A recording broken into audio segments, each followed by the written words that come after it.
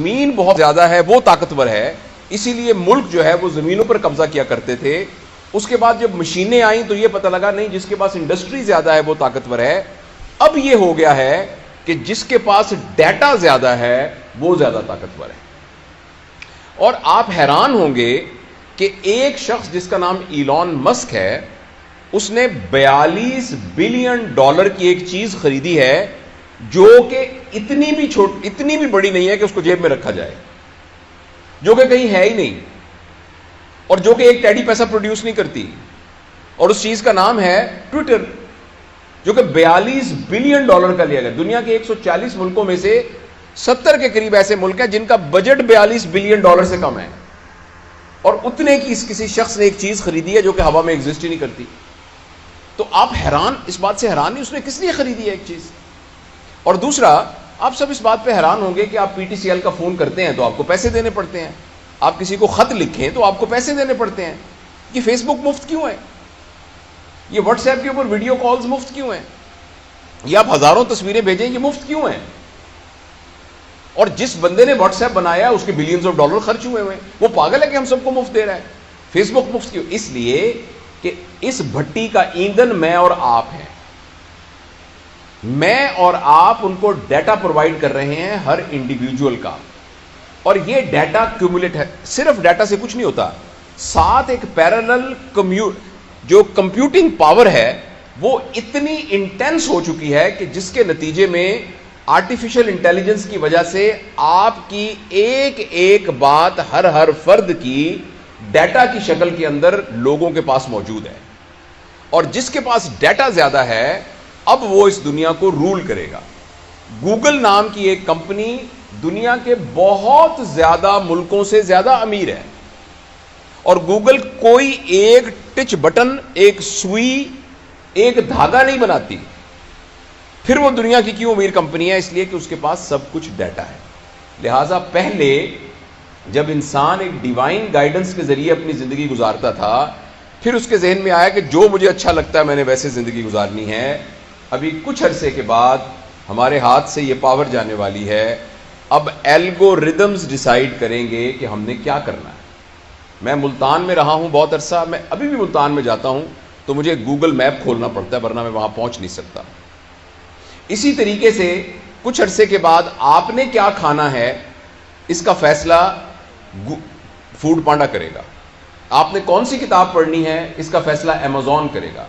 اسی طرح آپ نے کس پارٹی کو ووٹ دینا ہے اس کا فیصلہ کوئی گوگل پالیٹکس فار ایگزامپل وہ کرے گا. اگر آپ مجھے اجازت دیں کہ آپ نے کون سا کیریئر اختیار کرنا ہے، آپ نے کس لڑکی کے ساتھ شادی کرنی ہے، آپ نے کس ملک میں سیٹل ہونا ہے. اچھا، اور کیوں؟ اس لیے کہ اس سے پہلے آپ کو جاننے کی ذمہ داری آپ کی اپنی تھی، اور ہر شخص کی اپنی ذمہ داری تھی کہ وہ اپنے آپ کو جانے اور اپنے لیے جو بہتر ہے اس کا فیصلہ کر سکے. لیکن اب آپ کے اور میرے ساتھ کمپٹیشن ہے الگوریدمز کا اور ڈیٹا کا، اور اس الگوریدم اور اس ڈیٹا کے مقابلے میں یہ ہم سے جیت جائے گا.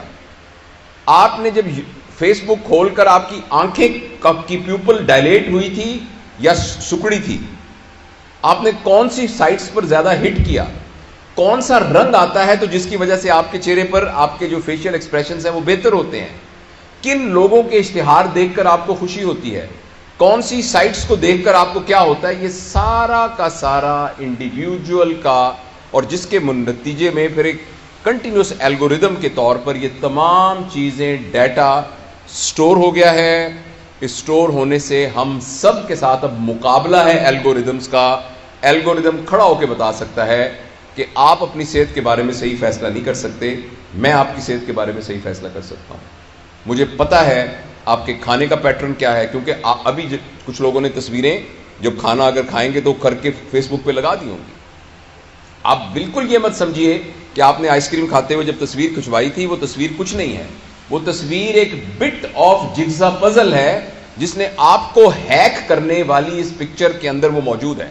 آپ نے کہا کہ میں آج فلانی جگہ پر دوستوں کے پاس پہنچ گیا، وہ ایک چیز کمپیوٹنگ پروسیس میں سے گزر کے آرٹیفیشل انٹیلیجنس کے ذریعے سے الگوریدم کی شکل میں موجود ہے. اور کچھ عرصے کے بعد میں اور آپ اس قدر مجبور ہو جائیں گے کہ ہم الگوریدم کے غلام بن جائیں گے. یہ بات فکشن نہیں ہے. میں آپ کے ساتھ یہ بات بہت سیریسلی شیئر کرنا چاہتا ہوں.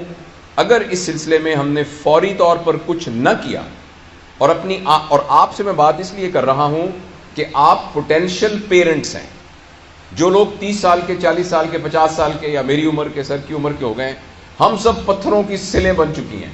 ہمارے اندر سے نیا مجسمہ تلاش کرنا بہت مشکل ہے. ہاں ہو سکتا ہے بہت ہماری رگڑائی کی جائے تو اندر سے مجسمہ تو ہر پتھر میں موجود ہوتا ہے، لیکن آپ وہ ہیں، آپ کے بارے میں بھی ابھی پریشانی ہے، کیونکہ اس ایج میں آپ کے آئیڈیاز بھی فکس ہو چکے ہیں، آپ کی ہیبٹس بھی. لیکن ایٹ لیسٹ ہم آپ کے اوپر یہ انویسٹ کر سکتے ہیں کہ جب آپ پیرنٹس بنیں گے اور آپ کی گود میں اللہ تعالیٰ اپنا شاہکار دے گا تو آپ کم از کم ان بچوں کی پیرنٹنگ کے اندر اس بات کو ذہن میں رکھیں گے کہ اگر آپ نے ان کو آرٹیفیشل انٹیلیجنس، سکرین سے ریلیٹڈ چیزوں کے ساتھ منیمم ٹچ نہ کیا اور ان کو نیچر سے دور رکھا، ان کو پلے گراؤنڈ سے دور رکھا، ان کو اپنے ریئل ریلیشنز کے ساتھ سے دور رکھا، ان کو مشقت کا عادی نہ بنایا اور ان کو سکرین کے ساتھ گلو کر دیا، تو مجھے اس بات کا بہت اندیشہ ہے کہ دنیا میں اتنے لالچی لوگ موجود ہیں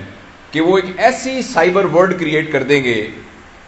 آپ نے میٹا ورس کا نام سنا ہوگا. فیس بک کا نام اب فیس بک نہیں ہے، اس کا نام میٹا ورس ہے. آپ کے فیس سے جو کتابیں تیار ہونی تھیں، یہ اس کا پرپس تھا فیس بک کا. ہم سب کے فیس سے وہ کتابیں تیار ہو چکی ہیں. اب ایک نئی دنیا بن رہی ہے جس کا نام میٹا ورس ہے. میں نے اپنے چینل میں اس کے بارے میں تفصیل سے بات کی ہے. اور وہ میٹا ورس ایک سائبر ورلڈ ہے جس کے اندر آپ کمپیوٹر میں جائیں گے اور لائک اے ویڈیو گیم، فرض کریں آپ اس میں دبئی میں پہنچ جائیں گے. لوگوں نے دبئی میں وہاں پلاٹ خرید لیے ہیں، فزیکلی نہیں، خرید لیے ہیں، ملینز ڈالر کے خرید لیے ہیں. کچھ نے اس میں ریسٹورنٹ بنا لیے ہیں، وہ آگے بک رہے ہیں. کرپٹو کرنسی کے ذریعے ان کے ریٹس اوپر نیچے ہو رہے ہیں اور لوگ کھیل کھیل کے بلینز آف ڈالر جو سمارٹ ہیں اس میں سے کما رہے ہیں اپنے کمپیوٹر پر بیٹھ کر. اب میں آپ سے آخری جو خطرناک بات شیئر کرنا چاہتا ہوں وہ یہ ہے کہ اگلے 10-15 سال کے اندر جو جاب مارکیٹ ہے وہ ٹوٹلی ڈسٹرب ہونے والی ہے. مجھے آپ یہ بتائیں کہ ایک آدمی بیٹھا ہوا ہے فزیشین اور وہ آ کے علاج کر رہا ہے، جنرل پریکٹس کر رہا ہے، الگوریدم اس سے زیادہ بہتر طریقے سے ڈائگنوز کر سکتا ہے. کیونکہ ہیومن ایرر اس کے اندر نہیں ہوگی اور آرٹیفیشل انٹیلیجنس اتنی ہو رہی ہے کہ ایکچولی شاید ہو سکتا ہے آپ ایک ایپ ڈاؤن لوڈ کر لیں اور اپنی 60-70% بیماریوں کا خود علاج کرنا شروع کر دیں لوگ، یا کہ کمپیوٹر ایکسپرٹ کے ذریعے سے علاج کرانا. آپ کو یہ بات انہونی لگ رہی ہوگی مگر یہ بات ہونے جا رہی ہے. اور بہت سے وہ پروفیشن جن کا تعلق ایکچولی ٹیکنیکل یعنی پروفیشنز کے ساتھ ہے، وہ ساری کی سارے چینج ہونے جا رہے ہیں اور کچھ عرصے کے بعد وہ جاب مارکیٹ میں وہ کنونشنل پروفیشنز کی کوئی ضرورت ہی نہیں رہے گی.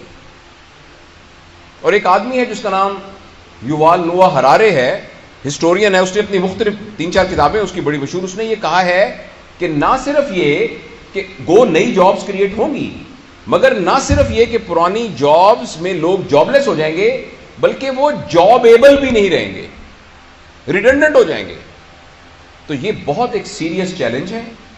مجھے اور آپ کو اس سیریس چیلنج کے لیے تیار ہونا پڑے گا اور یہ ہماری آنکھوں کے سامنے. آپ میں سے پتہ نہیں کتنے لوگ ہیں اگر اپنے دل میں جھانک کے دیکھیں تو ہم میں سے 80-90% اسکرین ایڈکٹس ہیں.